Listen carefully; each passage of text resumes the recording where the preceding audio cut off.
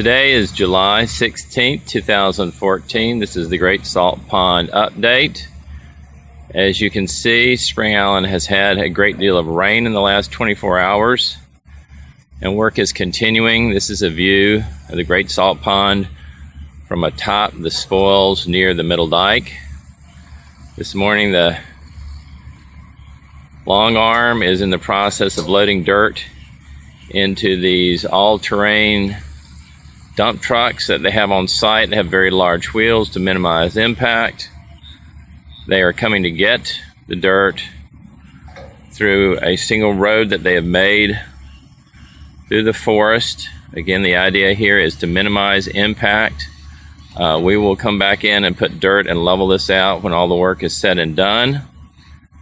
I'm going to go ahead and pan all the way around so you can see how nice Great Salt Pond area looks this time of year.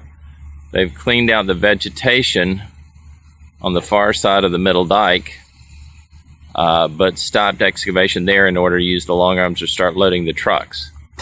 The work of loading the trucks will continue through this week and next week, and so this work will be done right at the end of July, assuming that the weather holds out for us.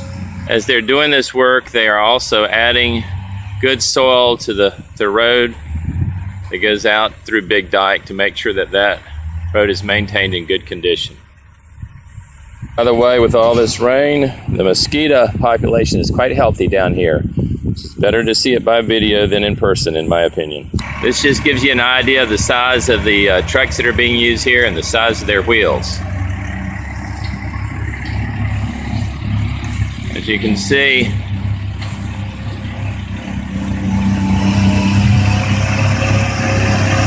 when they're carrying the clay,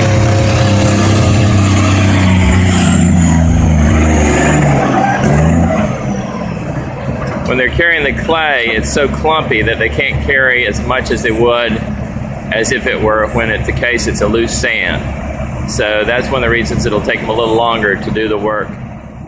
The spur fields, they'll be getting a pump to pump the water out. As you can see, they've started adding the clay.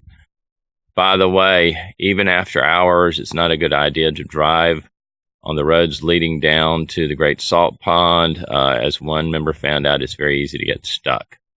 So this concludes this week's report of the Great Salt Pond update.